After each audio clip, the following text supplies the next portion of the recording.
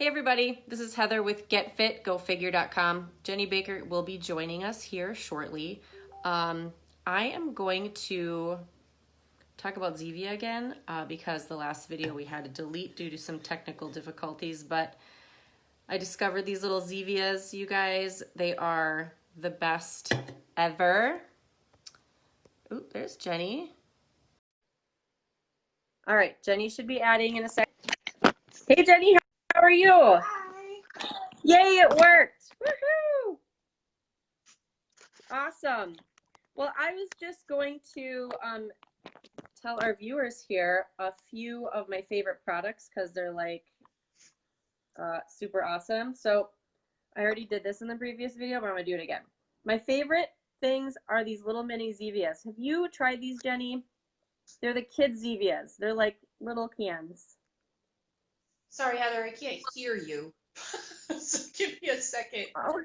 Keep talking. Can you hear me now? Keep talking. Okay. These little tiny Zevias, okay? I've been drinking the regular size Zevias for years and I recommend them all the time because they're 0 calorie and they're sweetened with stevia.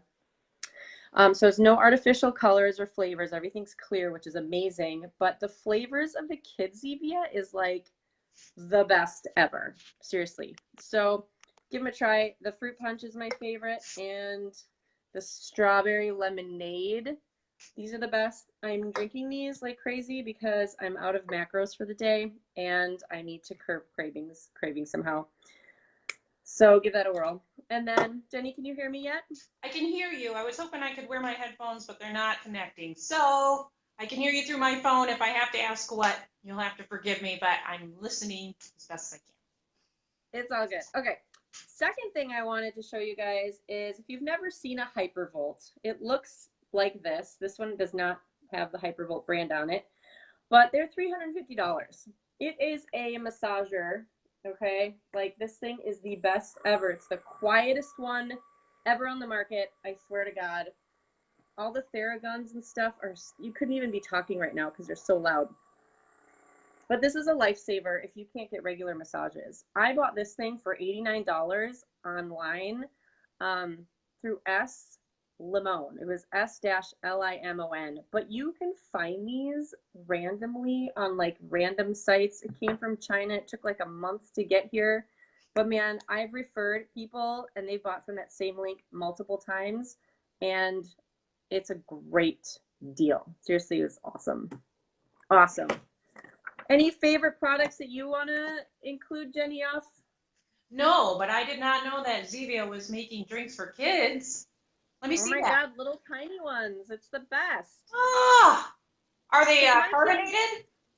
Are they carbonated? They're carbonated.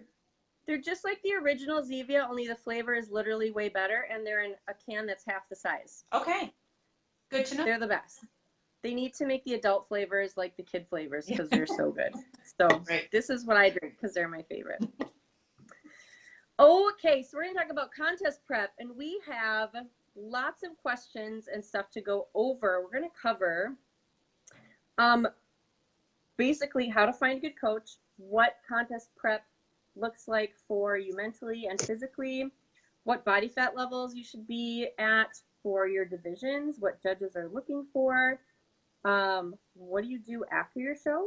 We're going to cover a little bit of reverse dieting and setting up a peak week and then your off season as well. So with that, we're going to dive right in. I also pulled up a PowerPoint I did on a presentation a couple years ago on contest prep and reverse dieting. So I'll refer to a slide or two here and there. And then I also have 4 blog posts that I wrote over the years that are completely relevant to these questions that we got in here. So the first thing I want to talk about is how to find a good prep coach. So Jenny, what comes to mind for you when you're looking for a prep coach? If you're talking to a newbie and they're like, Jenny Baker, help me find someone, aside from yourself or myself, what do you tell them? What's important to you? I think the most important thing is experience. So it has to be someone who maybe not necessarily has competed, although that's very helpful because you really can't understand what it's like to compete unless you've done it. There's just no explaining that. It's kind of like having a baby. You can say it, but until you've had a baby, you're like, oh, I get it now. So it's important, I think, for someone to have competition experience, but especially a history of helping people with the diet aspect of contest prep. Now, I mean, obviously training is important too, but if you've gotten to the level that you feel like you can compete, then obviously you're already kind of knowledgeable about working out. But the diet element is so complex, and maintaining health is so difficult during that process that I feel like just a personal trainer isn't enough. It has to be someone who has experience. And again, if they've done it themselves, that helps them understand all the mind tricks that can go on, and they've been there. So I just feel like experience personally and having helped others is super important. That's what I would look for if I were looking and I didn't know anything. Yeah, I agree. So in 2015, I wrote an article on how to find a good contest prep coach. So if you go to Google, you can search Get Fit, Go Figure, how to choose a great contest prep coach, and this will come right up. Or you can go to my site, Get Fit, Go Figure, and then search in the search bar. So on here, my number one uh, criteria, like Jenny Baker said, I agree, is experience. And understanding what their experience is comes from you asking a lot of questions. Okay. So on here, I have just a lot of tips like how to find a knowledgeable prep coach, where to look, and what questions you should ask. For example, what their philosophy is. If they're going to hand you cookie cutter programs, that's not going to work. Okay. Sometimes it might work for younger clients or clients that have never dieted before, and they will go through a prep much easier, but they need to have the experience on how to deal with people individually. So that's a very important one. And then you can ask for references. So don't be afraid to ask the person that you're going to use as a coach for references, what their experiences, how long they've done it, have they done it themselves, and then they should be able to give you examples of what programming might look like. So what I will do for clients is, and I almost feel like I'm being really interviewed. So current clients that I've had, clients in the past, they're actually interviewing me. They're grilling me with questions, and I will answer everyone honestly. And I'll even send them screenshots of what their spreadsheets might look like so they know exactly what to expect, and then examples of what they're going to get, and then how I see their prep going. Because in my experience, having worked with a lot of people, I can tell you how your prep is going to go based on your history. How many shows have you done before? How long ago was it? Have you ever dieted before? Your age, hormone balance is a big deal. So sometimes I even request labs from people because that will have a big impact on what's going to happen going forward. So that experience is a big piece. So do not be afraid to ask a lot of questions, and always through your prep, ask a ton of questions, because if you don't know why you're doing it, then it makes it harder to stick with it, I feel. And that's part of the learning process. So and I've heard this a lot from people where they ask their coach why they're doing it, and they either got blown off or they didn't get a very good answer. So you should get a detailed answer of why you're doing something. Do you want to add anything to that, Jenny? No, and I think it's not only important to ask questions, but also how willing is this person to accommodate your needs. So one thing that when I met you, I hate cardio. I hate cardio. I explained that to you. You were very good about trying to make a program that didn't focus too heavily on that. I mean, obviously had to do it, but you made me do, HIIT training versus steady state for 45 minutes, except at the end, but what can you do? But I'm just saying that if you have certain food preferences or exercise preferences, don't be afraid to ask if that person can kind of, what do I want to say, accommodate those needs. Now, there may be a problem in that what you want isn't going to work for your goal. You know, I love carbs. Well, you know, you can have your carbs, but at some point you're going to have to start decreasing those. So, you know, there's some things that you can't accommodate in order to reach where you want to reach. But I'm just saying that if there's, don't be afraid to express if there are certain things that you dislike greatly or like greatly that this person is willing to work with you on, because everyone's so different. And if you hate the process so much while you're going through it, you are not going to succeed. So as much as someone can try to make that process as smooth for you, I mean, it's very difficult to be smooth during prep, but I just mean, you know, to make it not quite as bad, I guess, if that makes sense. Yeah, I agree. And that's where that custom piece comes in. So if your client needs certain accommodations for their lifestyle, you know, there's more than one way to get from point A to point B. So that's where that cookie cutter thing comes in. And if that coach is just handing out cookie cutter programs and like, nope, this is what you have to do, then you might need to find someone else. But there's a balance, right? If you want to get to stage, you got to do a lot of things. You've got to hit the cardio that you're told to do. You've got to hit the macros that you're told to do. But sometimes there's accommodations you can make. Like you mentioned, maybe we're going to do HIIT because it's a shorter duration rather than 30 minutes of steady state, because on that day they have to take their kids to soccer and work 10-hour shifts or whatever. So there are accommodations that can be made, absolutely, and it needs to fit your lifestyle. But also keep in mind, it is contest prep and you do have to get really lean. But I'm a big proponent of making sure that the client's lifestyle is taken into consideration. So it's a really good point, Jenny.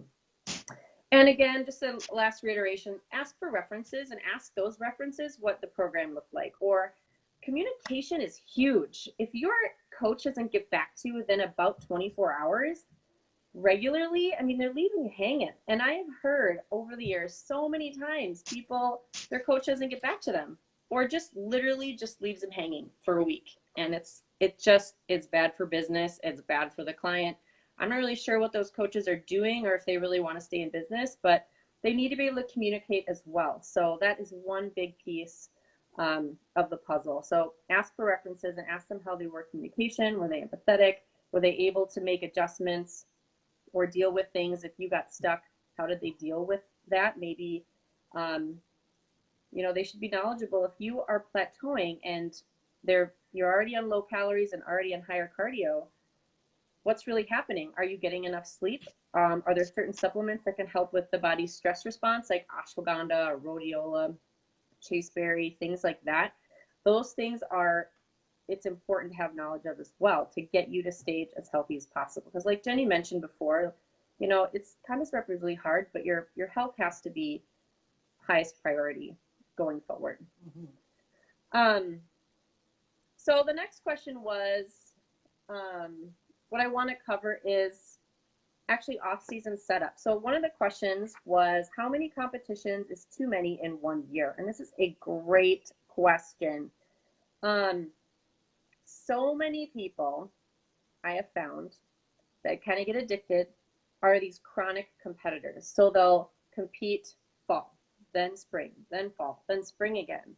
And what happens when they get to that third season in a row? They are trashed. Their bodies aren't responding. They're eating 500 calories a day and doing an hour or two of cardio. Like, first of all, their coach should not have taken them that third season. They should have said, you need a break and you need to let your body rest and your hormones come up. So in my opinion, what I feel is that competing even once a year, if you competed every fall, that's still a lot. Maybe you might do it the first round. You might do a fall show and then a fall show again.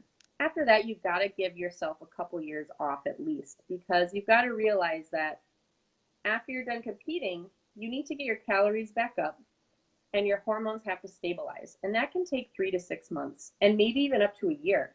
Once your calories are up, now you're at optimal building phase and you want a good year to be building to improve, right? As a natural athlete. Now, if you're assisted, there's a whole other conversation.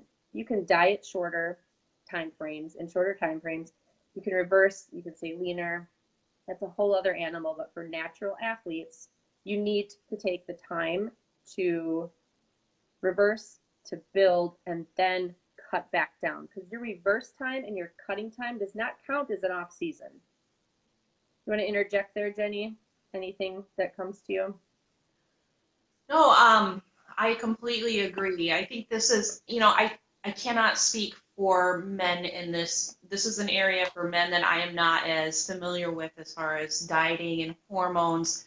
But women, we have kind of more of a beast to battle when it comes to hormones. So for me, for example, in my first show, I you stopped having your period. I did, and that's not uncommon. I mean, that's kind of how, I don't want to say unhealthy, but it is kind of the point that you push your body to the point that it is when your body starts to stress and feel flight or fight or cortisol, it's going to start shutting down those non-essential functions. And so in that case, that would be your reproductive system. Oh, I don't need that. I'm too stressed out over here. So we're just going to kind of not worry about that over here and not put any energy towards that. So that's what happens during prep. And so that's why if you maintain that for any length of time, that's so dangerous. It just feels so dangerous because your body is completely out of whack at this point. So in my mind, the question, how many is too many, it's not about how many you're having, because I did 2 shows in a row, but they were back-to-back weekends. So, you could do 5 shows, 5 weeks in a row if you had that kind of money or time. But, it's when you extend that show phase to months and months or years. It's just, especially for women, so bad for the body. I mean, obviously it is for men too. Anything that puts the body under any significant amount of stress for any long period of time is bad, no matter who you are. That's just human. I just know from a women's perspective, it can be a little bit scary when you see some of your normal female functions changing or stopping, and that makes you a little nervous. You hate your period, but gosh darn it, when it's gone, you kind of miss it a little bit, just a little. Absolutely. Yeah, that's a really good point you made, is that, when you compete in a season, say you're doing fall of 2020, and you're going to do 3 shows or 5 shows, make sure they're within a month or two of each other. When you draw it out, that gets really hard mentally and physically. And then trying to maintain that leanness the rest of the year is not healthy. You need some body fat on your body, especially for females. And I'll make another point about that in a minute. But as far as how far apart your show seasons are, optimally, they're 2 years or more. If you want to make improvements with your body as a natural athlete, you are not going to compete every single year for 3 years, or every season, spring, fall for a year and a half or 2 years. That's just way too much. And hormones decline, and hormones are running the show. And with females, especially over males, females, especially in our reproductive years, so before menopause, um, we are very sensitive to calorie deficits, and it makes us, crabbier. Hormones get wonkier faster. Cortisol will shoot up. Compared to men, they can actually handle dieting better than we can. All right. And that's why when I have couples, for example, and they're like, all right, Heather, let's do it. And first we clean up the diet. The husband and wife are working hard. They've cleaned up the diet. The husband loses 10 and the wife has not lost a thing. Like, it happens all the time. And it just is, because we are the bearers of, like, givers of life. Like, how amazing is that? I mean, we should be appreciating and embracing that, but it also makes it much harder to kind of meet our goals sometimes. So that has to be taken into consideration. So for females especially, taking that time off to let your body and your hormones stabilize before you go back and do a cut season, especially when you have to get so incredibly lean. And you do. When you lose your period, that is one true sign that your hormones are completely out of whack. And that's what you do to get to stage, and it's for a short period of time, and then you come back. But giving yourself that time to heal is very important. And I have a couple slides here just for the purposes of what happens if you decide to compete 2 seasons in a year. For example, if you compete spring, fall, you prep February through May, you sort of reverse in June, and then you're going to prep August through October again. So you've given yourself absolutely no off season or muscle building, because reversing and cutting down are not optimal muscle building times. So your hormones have also not had a chance to stabilize, and then your metabolism doesn't get up there, and your metabolism, again, is run by hormones. So if you're going to start your next prep with a low metabolism, you're going to have to prep harder, do more cardio, and be on less calories, which sucks a lot. And I've seen it happen so many times to people. And then I get those clients to reverse them out of it and get them healthy again. Mm-hmm. And then another example, if you decide to compete once a year. So you might prep February through May. You'll reverse June through August, you say. Maybe it could even be June to July or June to September. So here you end up having 3 to 4 months of muscle building after you reverse before you cut again, okay? So that's better, but the best, as I mentioned before, is compete every 2 years. Bodybuilding will always be there at whatever age you are. So why not do it the healthiest way possible and to get your goal? So now in 2 years, you know what you had to work on, what you had to build, and you can come back as a champion. So this is a big deal right here. So that was a really great question from Christopher. All right, next on the list is mindset during prep and what happens during your contest prep. So what happens to your mind and your body during prep? Jenny, do you want to start this one off? Sure. I think it probably varies per individual. So just keep in mind, as I say, what my experience was, it may not necessarily be the experience that you would have, but I do think, again, the experience might be slightly different for women than it is for men. I would love to chat with a guy that's been through competing to get exactly kind of what he was feeling. But anyway, the point is, physically, I mean, it's very difficult hunger-wise. I mean, for me, I love eating. So I think there was always, because of that mindset for me, that I love eating, that the feeling of having to restrict my calories really messed with my head, because it was just, you get kind of resentful. Oh, I can't eat, and so then it kind of makes it even worse. Whereas some people are eat until they're full and it's not a big deal. So if that's someone like you, then it's probably going to be a little easier than for someone like me, who just mentally finds comfort in food. I hate to say that, for someone who's fit, I shouldn't. And that's true for most people. I mean, food is a social thing, and it's a survival thing. And so naturally, there's a lot of emotional ties to food. It's what we do to celebrate and what we do for holidays and things like that. But on the flip side, it is also tied to sadness, because that is also an emotion. And that's where stress eating comes from, or people eating ice cream when their boyfriend broke up with them or whatever. So it's very common that people tie those emotions to food because it's a natural human thing. Right. Totally. And, as far as going along with that, and I don't know, this probably shows my age. I don't think it exists anymore. But back in the day, they had the Maslow hierarchy of needs. And oh yeah, it does exist. Does that exist anymore? I think it's something else. Yes. It does? I don't so even. Good. But at the very bottom is basic needs: food, water, oxygen, and you need to meet those needs before you can make it to the next level. And so most of us are up here, and when you start prepping, you start knocking yourself down these levels. So suddenly your body, it's incredible in my opinion. The process of prep is such a insight into how the body works, because suddenly all you think about is food, eating, looking at the clock. When am I going to eat next? And it's not anything to do with willpower or your mind. It has everything to do with the physiological experience of your body saying, holy cow, this person is starving and we're going to die if we don't get food. So nothing else matters right now until I get that hot dog or whatever. So that can be really challenging because you have to fight that instinctual response. And I think that's probably the hardest part of prep is because you're pushing against what your primal instinct is to do. And so in that being said, when you're hungry, when you're not meeting that basic need, all these other things are suddenly not going to matter. So you're going to get cranky, you're going to get mean, you're going to say things to your kids that you wish you didn't. You know, your husband's going to see parts of you that you wish didn't exist.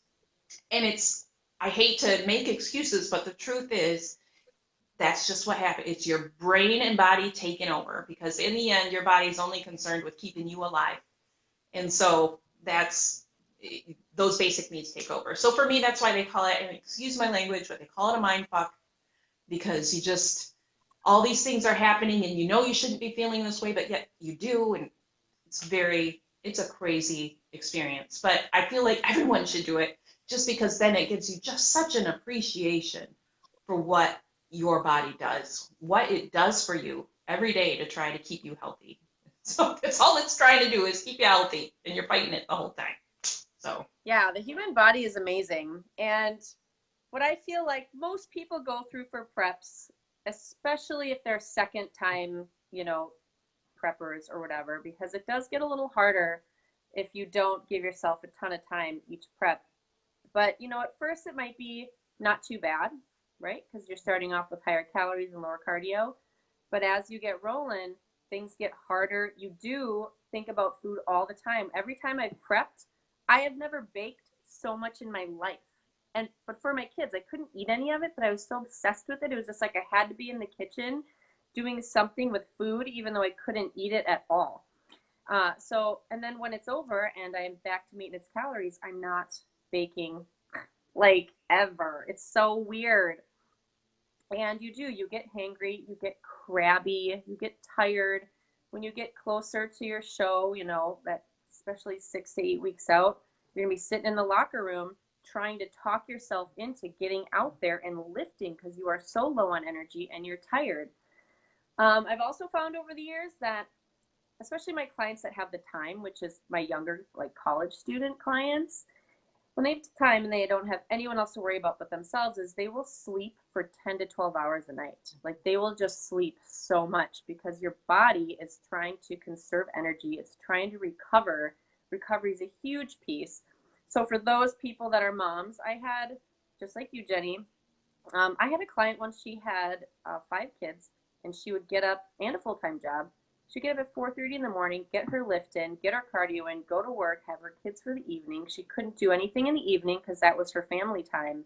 And it blows my mind when I have clients like that. I've had numerous clients like that because that's life, right? You can't just give up your job or your kids. So they worked around it, which is amazing. But the biggest important thing that we were contending with was sleep deprivation and the added stress of life. And that's where supplement suggestions come in. And we'll have a Q&A on supplements in the future, and we'll dive into that.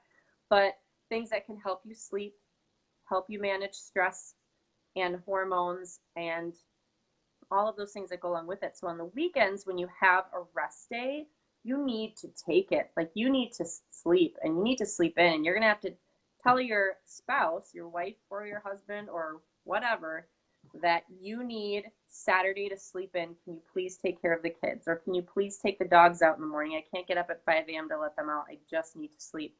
It's so important that your spouse is on board. And that's another thing that's actually a good topic is spouses aren't always on board. I've had numerous clients as well that did not support their spouse at all. And it sucks so bad. And they're making snide comments about when they're not going to look like a man anymore, when you're going to be done with this bodybuilding thing, or, from bikini to physique, it doesn't matter. And for men as well. I've had bodybuilding men, very supportive wives who were literally cooking and prepping all their food like they were amazing. But others that were not supportive of it. They're getting, a lot of times it can be, the spouse is kind of jealous that they're getting super fit. Mm-hmm. Could be that, that person is taking so much time to lift and do cardio and meal prep that it takes away from the spouse or the kids or the house or lawn mowing or cleaning or whatever. So it can be a really hard thing to do. So before you ever start a prep, aside from researching coaches and the sport, you've got to have a chat with your family because they have to be in it 100%. And if they're not, prep will be harder. You know, do it. If this is what your heart wants to do, yes, you should do it. But it's much harder when your family isn't on board. I don't know what I would have done if my husband wasn't on board. We're now divorced, unfortunately, but he was supportive, and I just can't imagine my clients that deal with that. But anyway, towards the end of your prep, going into your show, again, your body's going to want you to sit down a lot, and that's another thing you need to keep in mind is you need to keep in your 10,000 steps a day, right? You've got to keep that in aside from your workouts. So your baseline activity has to be maintained, because I've also had clients that'll email me and they'll tell me that they've been sitting around all day. I'm like, you need to get up and get your steps in. Despite the fact that they did their cardio and their lifting, they still have to maintain that base level of activity because your body is trying to keep you alive. You are starving it, and its main job is to keep you alive and perpetuate the species.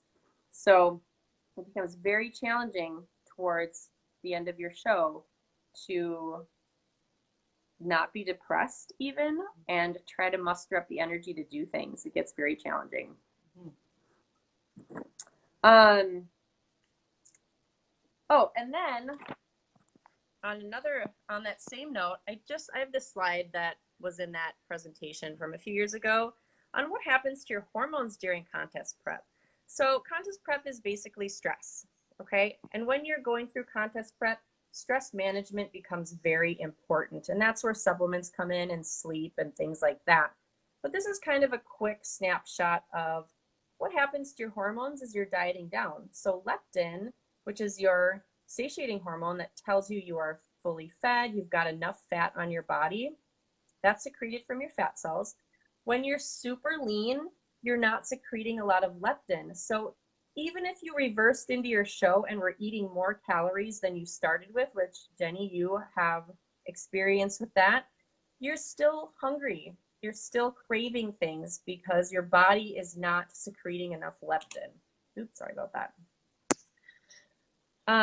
Ghrelin tells you that you need to eat, so that's up. So that's telling you that you need to eat right now. Cortisol, which is your stress hormone, you need that to get you out of bed. You need that to increase your blood pressure and your heart rate. You need that to run away from the tiger, saber-toothed tiger in woolly mammoth land, okay? But having an increased cortisol level all day long is not natural. It should come up in the morning, come down by noon or so, and be low the rest of the evening. In prep, that can stay high the rest of the day, and that can put you in a muscle breakdown state. So supplements and sleep become very important here too. Thyroid decreases, right? That hinders your metabolism. If it's not optimal, testosterone decreases. That's also catabolic. So you see that muscle loss or decreased libido. For men, you can kind of measure, since they have so much more testosterone for us, if their libido has decreased, that's a really good indication that testosterone is decreasing. And then, of course, growth hormone, which we need to build muscles, that also decreases. So you can see you're not only contending with staying alive, but you're contending with trying to keep muscle on your body and get fat off. So your body's doing a great job of trying to not let that happen. Okay. Ooh, body composition for each division. Jenny, do you want to start with this one, or do you want me to start? I think you're better on this one. I mean, I know. All right. So you probably can describe it better than me. So I will add my 2 cents when you're done. Okay. So on my blog, Get Fit Go Figure, I wrote a post called Divisions Explained.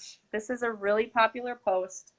So if you can Google search Get Fit Go Figure and then type in Divisions Explained, Women's Bikini, Wellness, Figure, Physique, and Bodybuilding. And in here, I explain what each division is with a video. And then an approximate body fat level. But this is what I've learned over the years. When I first started off, and my clients would do their in-body or their DEXA scan, you know, we kind of target a body fat percentage. But what I found over the years is that does not flipping matter at all. It might give you a nice goal or some benchmarks, but your pictures are the most important tracking tool you will have because it's an aesthetic sport. We're not powerlifting here. We're not running 10 miles. This is all about how you look. So your progress pictures are going to be key. I've had girls go in when they've done DEXA scans, go into shows at 14%, and I've had them go in at 8, 9, or 10%. And that's for bikini, figure, physique. It's been so different for so many people. So it's really challenging to say, yeah, hey, what body fat percent should each division be? You know what? It's going to vary based on the person. But for females in general, you're going to get under a true 14% most likely. If you do a DEXA scan, those are the best forms of body fat testing. The in-body scales, like at Lifetime, or the ones that run off of electrical impedance, where you might hold the little device in your hands, they can be all over the place. You really need to be like fasted in the morning to get some decent numbers, but you can always use them as a tracking tool that they just might not be as accurate. I've done underwater weighing, I've done bod pods, I've done everything over the years, and the most accurate was DEXA scans, hands down. Even underwater weighing was all over the place. So there generally is a leanness scale for females for bikini, wellness, figure, and physique and bodybuilding, going from the leanest at bodybuilding and physique to not as lean in bikini. But over the years, the sport kind of evolves and changes, even just with posing and what kind of look they want. And I feel like over the years, you know, figure girls keep getting bigger, or bikini girls keep getting more muscular, or in natural federations, this is a problem because every federation is different. If I coach someone in Maine compared to someone in California for the OCB in one and the NANBF in the other, the judging panels are going to want something different. They wanted a harder look or a softer look. So it can be very challenging. So if you're doing contest prep on your own, I would really seek out someone that knows what they're doing, just as a second eye. Like, hey, can you look at my pictures every couple weeks when I take them? Usually every 2 to 4 weeks, I like my clients to take pictures. But you're going to want someone with an eye for that. But generally, for bikini and figure, what you're looking for is to see some muscle separation. And, ooh, you know what I'm going to do, Jenny? I'm going to pull up one of your pictures I have on this PowerPoint as an example. So I hope you don't pick me. Okay, so you can see Jenny's picture here. This is when she got her pro card. She is amazing. But you can see in her legs, you can see muscle separation. Here you can see the actual muscle heads of her quads. You can see them in her bicep. You can see her abs, etc. Figure girls are not supposed to be shredded lean where you can see all the striations in their legs and glutes. You'll see them in your shoulders because there's less fat in the upper body. But as far as the lower body, you're not going for those striations. And bikini girls, I would argue, over the years, they're getting just as lean as these figure girls half the time. But it's really going to depend on your body type. Some people I find that have longer torsos and more of a natural X factor can get away with being not as lean as someone that is boxier like myself, where I have a short torso and I'm very square.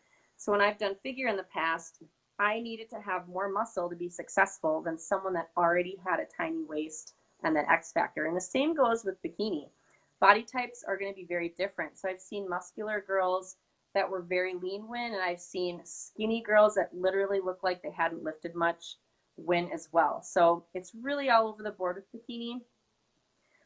Figure's a little more consistent, but you're getting down to seeing muscle separation, essentially, okay? This is another good picture. This is Jenny's first competition season, but look at all that. Look at it in her legs. That is what we're looking for. That is a good figure girl leanness right there. You want to see that muscle separation in those legs. there's a lot of people that are under conditioned or can't diet down that lean, where you can't see that muscle separation. You just see a smooth leg, or you can see that quad sweep there, but it's not enough to really be a champion in the sport of bodybuilding. And then for physique, women, you're looking to get pretty darn lean, like nearly shredded. It's really challenging for a female to get shredded, but you're going to get shredded. You want to start seeing muscle striation. So beyond the muscle separation, you're getting leaner. Okay. For men, you're getting lean. Like you're going to get real lean in physique, classic, or bodybuilding. You can be less lean in physique. You can get away with it in physique than you can in bodybuilding. Bodybuilding, you need to come down, you need to come in with striated glutes. That's like the last thing that will get lean on a person's body is their glutes. So you will lean out from shoulders down. If you can get those glutes striated, you can see those muscle fibers in there, you are lean enough for men's bodybuilding. Physique, you don't see their butt, so it doesn't really matter, but you need to be lean enough to see all the muscle separation in your upper body as well. Do you want to add anything to that, Jenny? Sure. I've judged a couple competitions, and so one thing I've noticed, to me, that seems very common, almost more in men than women, although it's women too, is that people are often not lean enough. So it is important. It's not just about having a big muscle cap or whatever, especially when you get into, you kind of have to look at it as levels. So, bikinis, the softer level, then figure, and then wellness and physique. And as you go down these levels, you need to start seeing those veins and the muscle separation, like you said, and those lines. And that's for men too. So classic physique is a little bit softer, just a little, whereas bodybuilding in men, like you said, you gotta see those striations. And I don't know how many times I've seen guys on the stage where it was just like, man, it's your quad. I want to see all those little sweeps and, the hamstring poking out. And so, obviously, you don't want to get too lean to the point that you're dying or whatever. But I just feel like people, just in my experience, aren't getting lean enough sometimes. You gotta work for it. It's hard to get to, but that's what makes the sport, is just kind of that mentality of being able to reach these levels of craziness, I guess. But just keep that in mind. And that's why working with a coach is so important, because for someone, at least like me, I look in a mirror and I cannot see that I've lost any weight. I might be able to see a little separation, but we're all our worst critics. So if you're anything like me, you're probably only seeing the things that aren't changing.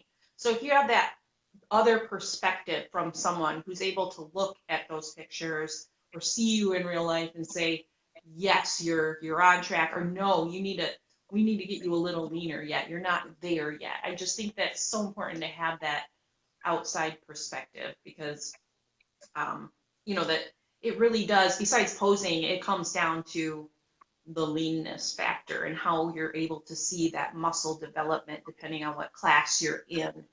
It's so important. So it's not just enough that you just dieted down a little bit. I mean, you get into the little nitty gritty in there. Really, it's almost like your science project, trying to sculpt your body into what it needs to be.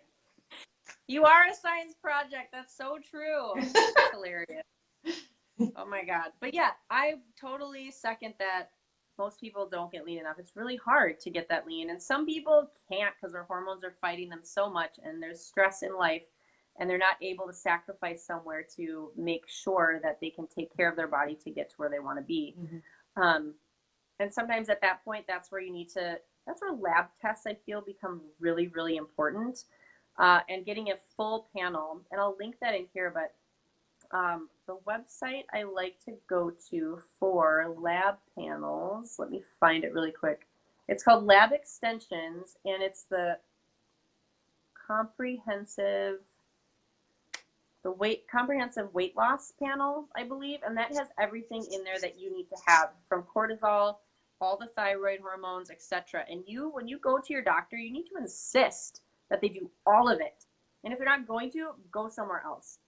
You can find also specific hormone replacement therapy doctors that will work with you, and know that your ranges that come back are not only in functional ranges, which is what your doctor looks at, but they have to be optimal. Most doctors are just trying to keep you alive. So when they see the functional range, they're like, oh, great, you're good. When really, you're not. You need to have it in optimal. And those ranges keep getting wider and wider over time. So they're actually not even what you normally should be, because, for example, men's testosterone levels have over generations decreased because of the toxins we're exposed to and the stress levels, that they've actually accommodated a wider functional range, which is insane. So you need to understand what optimal ranges are. So find a doctor that will understand that. And you can always email me for resources as well. getfitgofigure@gmail.com. The lab panels are really important to me when I coach people into and out of shows. But it's stressful and it's hard. And I heard one person saying that their boot camp when they were in the military was easier than going through prep. So that you can mentally prepare, because it's very challenging. Some preps are easier than others. It depends, again, on age and previous dieting history and competition history. But Jenny, for this next question, someone had asked, it was Christopher actually, what do judges often overlook, and what do they judge harsher than one would expect? If I had to, at least again for me, because there's always a panel of judges, and so while we all have criteria, we all probably place a little more importance on some things versus others, and it's just kind of the consensus of the group and the average that they decide, who wins or whatever. But anyway, for me, we focus so much on our hair and our makeup and the extensions and blah blah blah. Honestly, not even paying attention. So if your eyeliner isn't perfect, I can't tell. It doesn't matter. So those things like how glam you look, or are the earrings perfect? We're not paying attention. I don't even notice. Were you wearing earrings? I wasn't even paying attention. So anyway, so that kind of stuff I feel like isn't judged as much. Your shoes, the height of your heel, unless obviously it's too short, but and for the guys, again, I can't really think of anything I'm not paying attention to them, because they're not having to glam up like us ladies. So they have a little bit lower expectations in that area. But the things that I do pay attention to are posing. Number one, I mean, besides your physique, obviously that's what you're there for, but how you present your body is so, so important and so overlooked by so many people. So you could have a rock star physique, but if you're not presenting it right or well, it may not look as good as a person next to you. Or I may judge you down because you didn't do your homework, you didn't practice posing, and it shows. And so it's not fairly a person who is, somewhat comparable to you who did.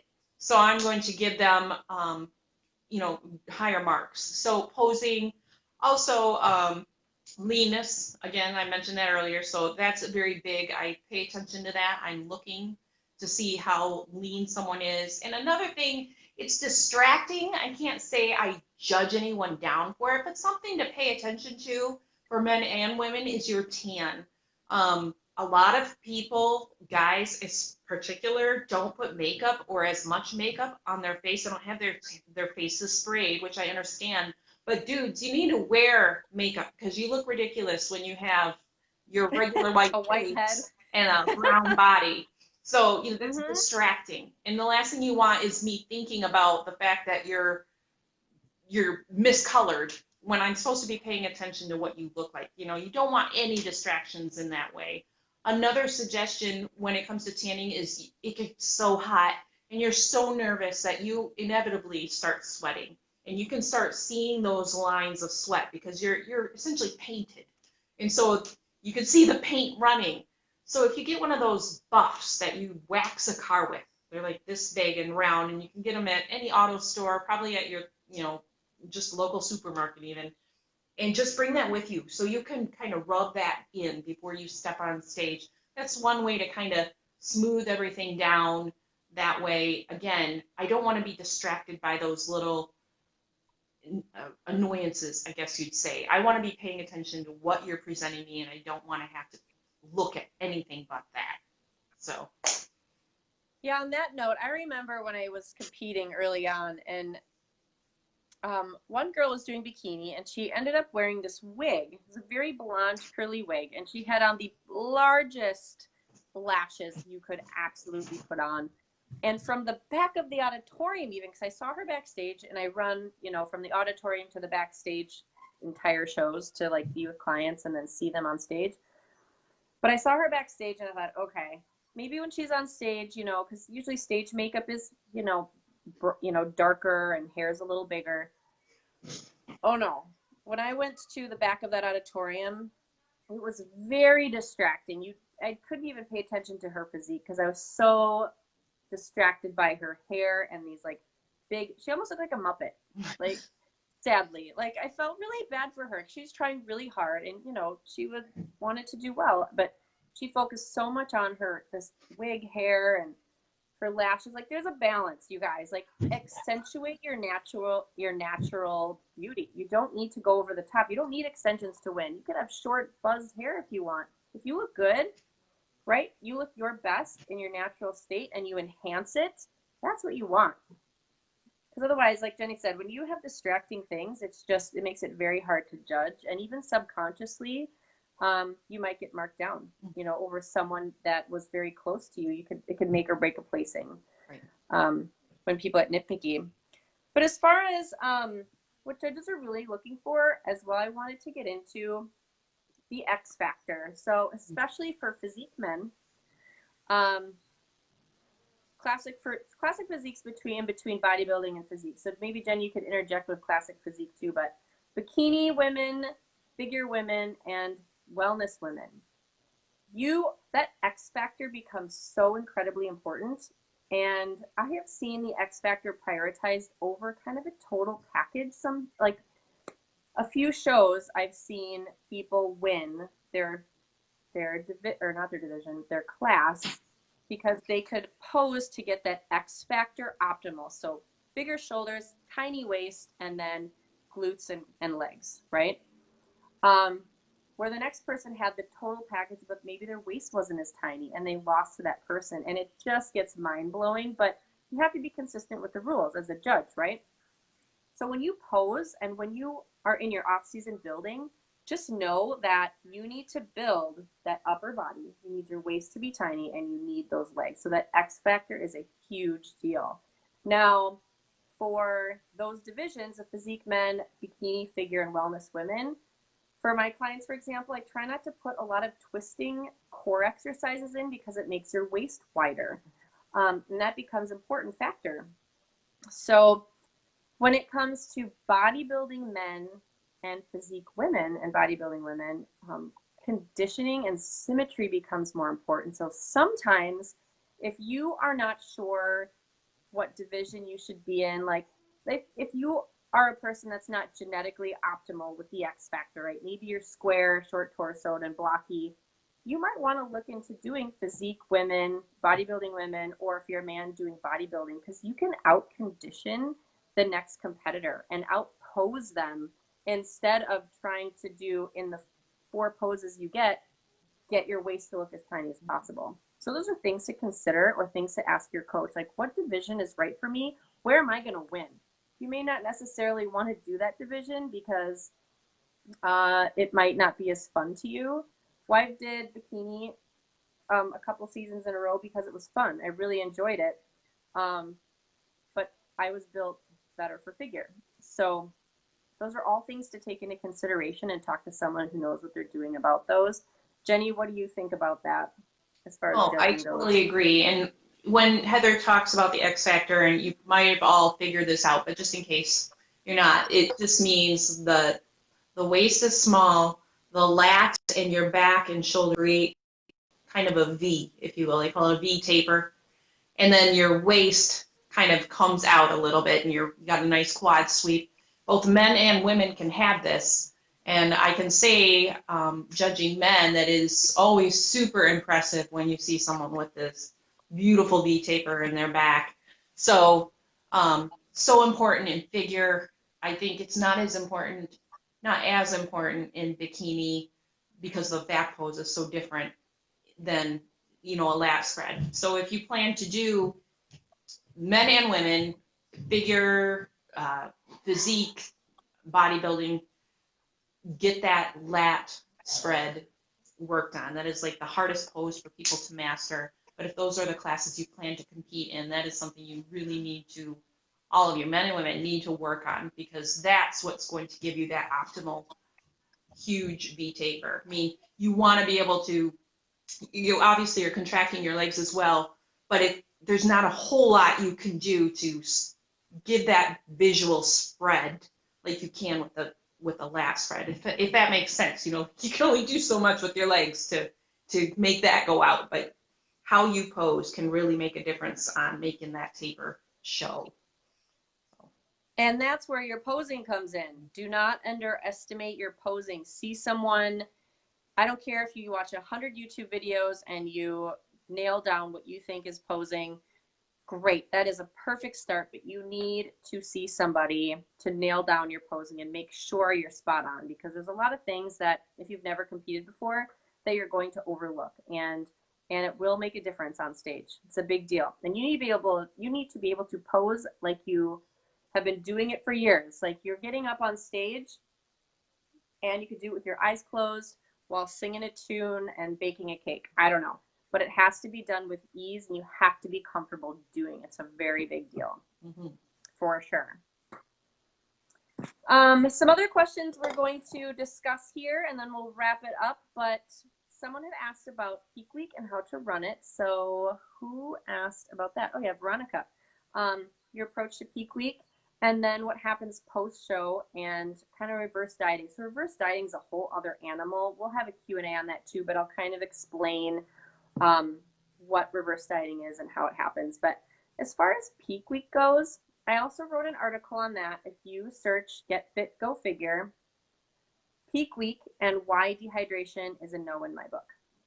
So as a natural athlete, I coach mostly natural athletes. I do have some assisted here and there. Again, they will prep very differently because of, you're messing with hormones, and they have an advantage, of course, which is why in natural federations it's important, and that's why they test. For peak week, a very traditional bro style peak week might look like, you're going to carb up, you're going to dehydrate and decrease water over the entire week. You're going to limit sodium. And what happens, and I've seen this go wrong more often than I've seen it go right. And you can pick those people out on stage if you have an eye for it. But people will look very flat, and their muscles will be very flat, and they won't have defined lines like that muscle separation. So what happens when you dehydrate, okay? You now don't have enough water in your system. Now you're going to eat a bunch of carbs to fill up your muscles. Carbs are stored in your muscles or your liver, sorry. Now, if you don't have the water to go into the cell with the carbs, because a carbohydrate or a glycogen will pull 3 grams of water to 1 glycogen into the muscle cell. So that's a lot of water being pulled into the muscle. If that carb does not have water to go into the muscle cell with it, it is not going to get in there. So it's going to be your cells under your skin, so the extracellular areas, just floating around there, not knowing what to do. So your muscles will now look flat because they're not full of glycogen. And now you have all those carbohydrates floating around under the skin. And now you've also depleted sodium. So sodium is an interesting fact. I don't deplete my athletes of sodium ever. I just don't. I might manipulate some foods the day before, but it's literally minute. And the reason being is that your body will keep sodium levels in a very tight range. It's not going to go outside of that range to keep you alive. Now, if you restrict sodium, what do you think your body's going to do to keep sodium in these tight ranges? it's going to retain water. So now you're going to be looking extra bloated and puffy in those extracellular spaces of your body, okay? You're not going to look tight, your muscles are going to be flat, and you've got blurry lines. You're not going to have those hard lines that you want getting on stage. Now, if you have too much sodium, the same thing happens. It needs to dilute all that concentration of sodium in your system. So that's why you also retain water if you've had way too much pizza, okay? It's a very similar response. So there is no point to restricting sodium, especially to great degrees, because your body's going to keep it right here, party people. Like, it's not going outside of that. So whatever you do, good luck, all right? So you take that sodium depletion on top of dehydrating and carbing up, and you're just giving yourself a recipe for disaster, especially as a natural athlete, okay? Again, assisted can do a little bit more things like that and be just fine. So how I run a peak week is over the course of the 6 to 8 weeks coming into a show. And Jenny, we have done this with her prep both times, is we start manipulating your high carb day or a refeed day, and we push it. We see how many carbohydrates you can handle where you're going to look the best. And we're going to take pictures for 2 or 3 days after that refeed day or that high carb day. And I'm going to keep upping it as much as I can. And I know when we've had too much, if you start looking too soft for multiple days in a row. A lot of times I find my athletes look really good 2 to 3 days after a really big refeed, where they might look really soft the next day, but then they're looking the best that day 2 or 3. For some males that are especially very muscular, they can do more of a kind of a rapid backload where you'll have a ton of carbs the day before and really fill up, and you'll be awesome the next day. I find that my more muscular clients I'll do that with, but for bikini girls and half my figure girls, I like to do. And then at that point of their high carb day where we pin down the carbs of what works best, and that might be 2 like higher carb days, or it might be 1 big higher carb day, but you should know that before you get to your peak week. Like, that's not something like, oh, how many carbs should I have? Nope, you need to know that going into your show. That's what you are doing during prep, is you're not only losing fat, but you need to understand what balance of carbohydrates and water will make you look best. So during a peak week, a very average peak week for a good portion of my clients will be generally a very high carb day, Tuesday, Wednesday, or Thursday. On their high carb day, unless it's Thursday, I'll have them start on Wednesday, I will have my clients increase water by at least a half gallon. So now they're drinking about 1.5 gallons of water, or a half gallon above what they were drinking. So if they drink 1.5 gallons in their contest prep, through that season, we're going to increase your water at least a half gallon, because water itself is a diuretic. So now you're going to water load. Those carbs are going to have enough water to pull into the muscle. They're going to look real full, and then your body's going to be like, okay, what do we do with all this excess water? It is going to start flushing it out. So you're going to pee like a racehorse, like every hour or two. You better plan your day around bathrooms, and I'm not kidding. So for those days going into your show up till Friday, if your show's on Saturday, you're going to be loading on water so that you have enough water to go into your muscles with your carbohydrates, and then your body will flush out the rest that's extracellular or under that skin so that you can come in looking full and really tight. Now, usually I like to have my clients on Friday stop drinking, maybe by between 7 and 9 p.m. So they're not drinking till midnight. Go to bed, get a good night's rest, get up, and then that's where I will control their water. And usually throughout the day, like if it's a bikini girl and they're at the end of the day, by the end of the day, they will have drinking 1 gallon of water.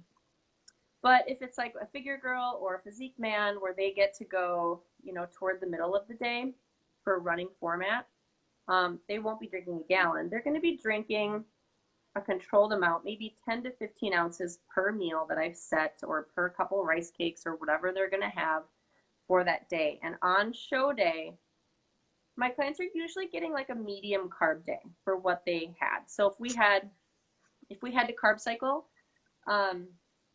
their medium day is going to be a show day diet, for example. Their high carb day is their refeed, and then their low days are in between, and that's kind of a fine balance. So that's kind of peak week in a nutshell.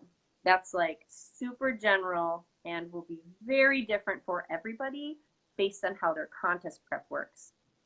Jenny, do you want to interject anything about that peak week?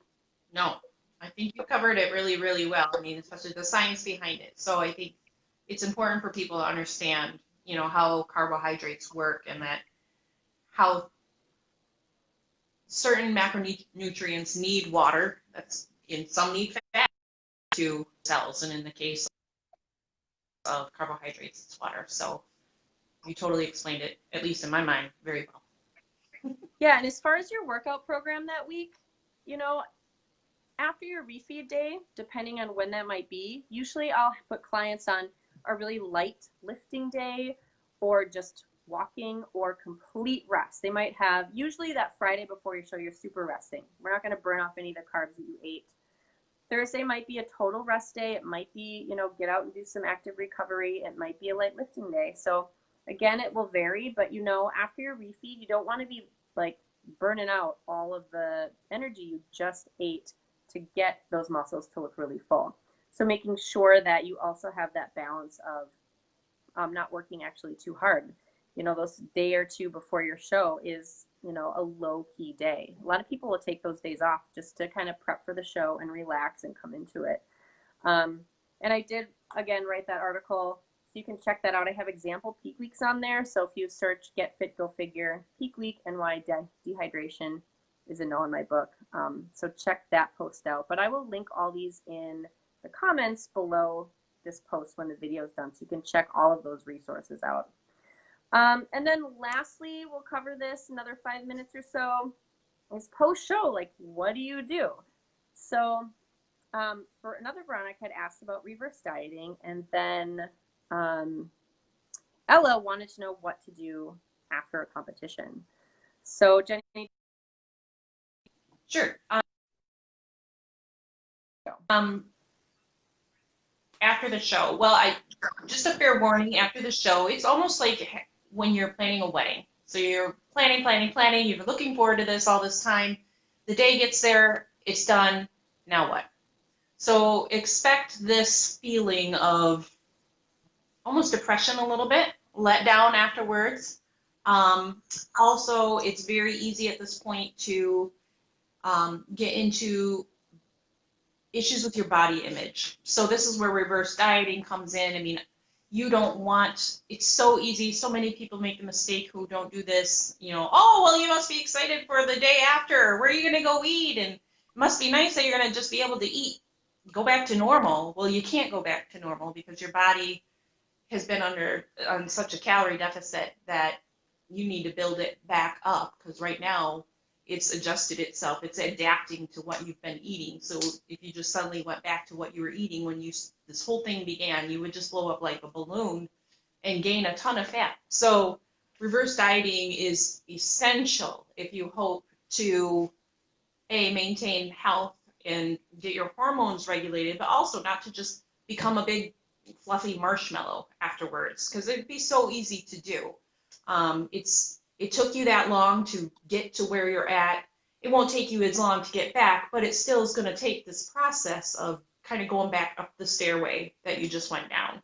So that's where, again, a coach is super helpful. But also there's just a whole mental aspect that I think is just a good topic for another time, but just getting over, being okay with gaining weight. So that's another issue. Again, for women, we are not conditioned to say, oh, I gained 3 pounds this week. I mean, who says that? Really very, very to let yourself be okay with that. So again, reverse dieting can kind of make that process slow and gradual, so it's not this sudden shock of I just gained 10 pounds and oh my gosh, my pants don't fit anymore. So it's so important physically, but also mentally to have this reverse diet process. Yeah, absolutely. So post-show is a time that you'll get to relax, but it's also, I feel, one of the hardest times of the entire process. You'd think contest prep would be, but really, I believe reverse dieting is because, for one, you now don't have a goal to keep you from eating an entire pizza plus an entire cake. And I have seen, I mean, over and over again, girls and guys, they will go for 2 weeks eating whatever they want, like everything, just hoarding and just eating because they can, not because they're hungry, but they're like, oh my God, a box of Twinkies, and they will just eat it because they can. And they'll just keep binging, and they will literally gain 20 to 30 pounds in those 2 weeks. And that's even more than they had on for fat before they even started. And then what happens now is your metabolism is still slow. So they try to turn around and diet it back off, and they can't. So after your show, you have to know that you're going to still need to stick with something. It may be macros, it may be a keto type diet so that you don't go nuts on carbohydrates. It's got to be something though, so that you don't go nuts. You've got to keep in mind that, yeah, your body will put fat back on, and it feels really weird when it does because you can start feeling a layer of fat on your abs. And I know for me, that was the weirdest feeling in the world. And I thought I would never, ever like feel normal again.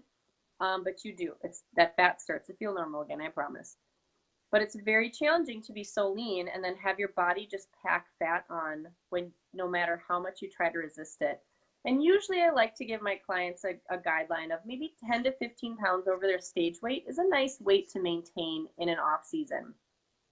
And that can be very challenging to get used to in the first couple months because you feel like you just gained 300 pounds and you didn't. You're starting to look like a normal, healthy human being again. So a reverse diet post show is really important, and it should be somewhat controlled. It doesn't have to be super restrictive. It could last longer for some and than others. What I like to do for my reverses is get calories up, and I like to that first week add like 50 to 100 carbs, okay? Just know that fat will come back on your body, okay? You're going to gain some weight. Just with the carbs and water alone, you're going to gain weight, but your body's going to put fat back on, and it has to. So between 50 and 100 carbs, and then I'll cut cardio in half. I'm not going to eliminate it yet. And then over the next couple weeks, changes will be much smaller. So we're going to see how you feel. Are you still starving? You're probably going to find that you're even hungrier than ever because now those hormones are balancing out, and your body's like, okay, we're getting food, we need to eat more, let's get the fat back on. So you might find that you're very, very hungry. So in those next week or two, if you're not gaining weight at an alarming rate, then I will start taking out cardio, maybe 10 to 15 minutes per session, or adding back more calories, either carbs or fat or protein. Usually it's carbs or fat that I'm adding back. And about 100 to 200 calories a day, I'll make those additions, and you'll keep eating that. Slowly come up, or it'll stabilize. As long as you're not rapidly gaining weight, then I will make those changes. I'll decrease cardio and up the calories, knowing that you will, over time, gain about 10 pounds or so, and maybe even a little more.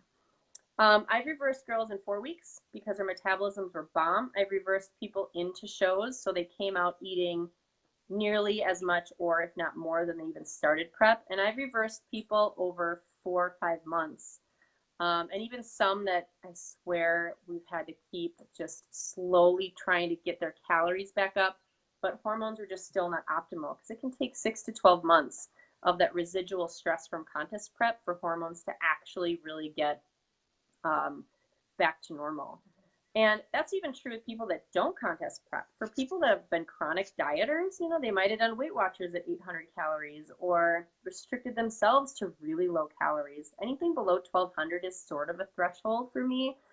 But for contest prep, you might have to go lower than that. I don't like to go there, but you might have to. It's just kind of a benchmark. That's where most people's basal metabolic rates are, is at 12 to 1500 calories. That's what you need to just keep alive. If you were going to lay down and sleep all day long, you'd burn that many calories. So to go below that, you just want to be careful of it. But people do all the time, and that's where hormones become a huge problem. So hormone lab panels become really interesting and an important tool. But that's reverse dieting in a nutshell. I have another post that says the last final word, and we'll get out of here. But search Get Fit, Go Figure, reverse dieting, who needs it, and how to. And I have several methods in here, several examples, what you need to do, how to do it, why to do it. It's a really handy article I wrote in 2015. So check that out. I will link those in the notes below in the comments. Jenny, do you have any other information you want to share? No, thank you for watching. And thanks, Heather, for inviting me to participate. So I hope I help contribute some information for people, and I look forward to the next time we do this. Yeah, thanks guys for watching. Really appreciate it. Please check out getfitgofigure.com for those resources. You'll see Jenny and my profile on there under coaches. If you're looking for help for general fitness or contest prep, just let us know. We are here for you.